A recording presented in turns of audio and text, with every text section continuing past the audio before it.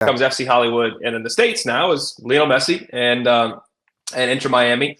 Let's just say there's a scheduling issue here. When MLS is starting the night of a Champions League tie in the middle of February, where there's still a foot of snow outside of my house, it's not the best time to kind of drop into American sports. But here we are. They're playing Real Salt Lake tonight.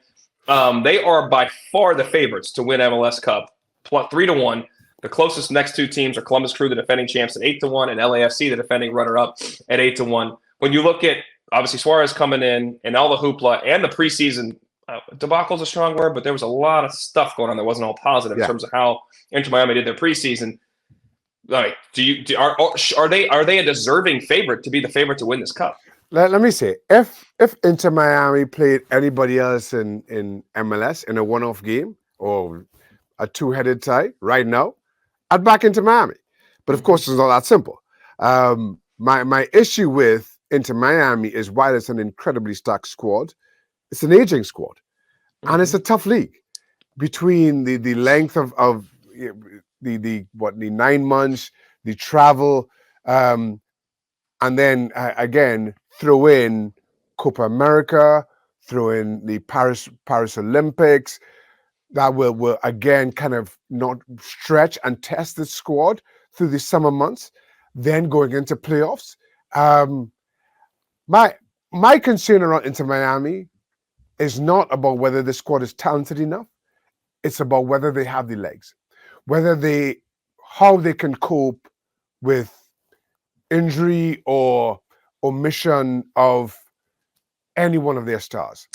And while you saw Lionel Messi come in last season and pull up all kinds of trees, and all of a sudden had Inter Miami dreaming of playoffs, he goes away on internet for a World Cup qualifier, comes back injured, and Inter Miami simply cannot cope without him. And that will always be the Achilles heel to who this Inter Miami is. Not whether they're good enough one-on-one or in a home and away tie. It's whether they can sustain this for the length and the testing that MLS continues to prove to be. That's what I feel like. The odds have to bake in the Messi factor, and this is for people watching outside the States. Like SportsCenter and ESPN, they don't lead shows with soccer outside of World Cup games, and maybe that's it for the U. And maybe that's it. So Messi became, daily television, and our guy Luis Miguel Echegaray was literally just following Messi around for weeks at a time. That's the type of hoopla that he created and kind of attention he created.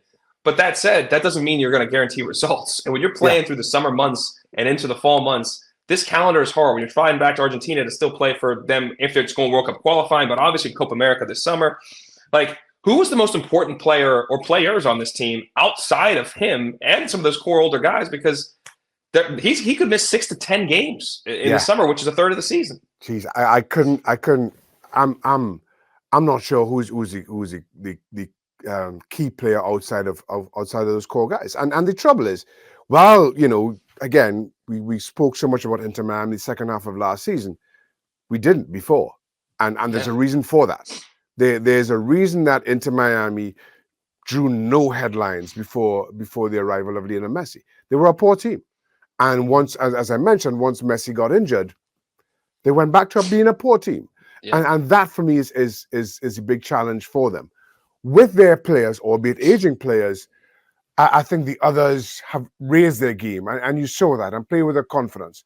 But without them, all of a sudden, they just went back to who they once were. And that for me was the biggest disappointment of those last few games of last season's regular season.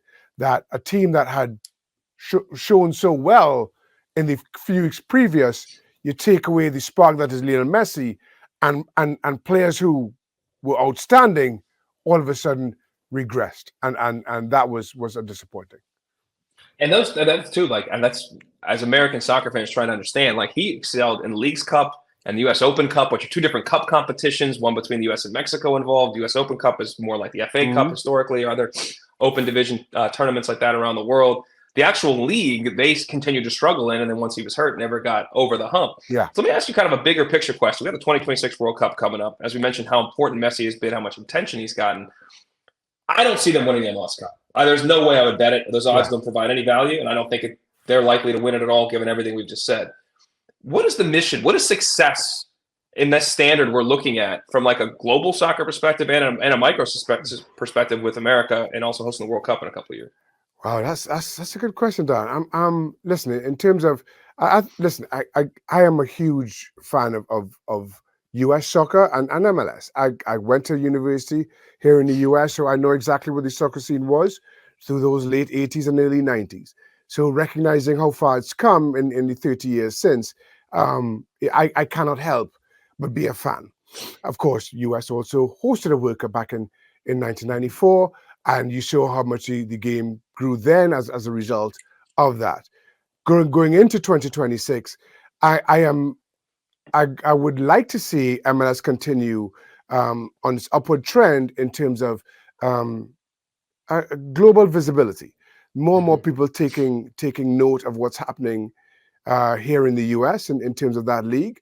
Do I see it ever competing with any of Europe's big five? No, certainly not during my lifetime. But that's fine.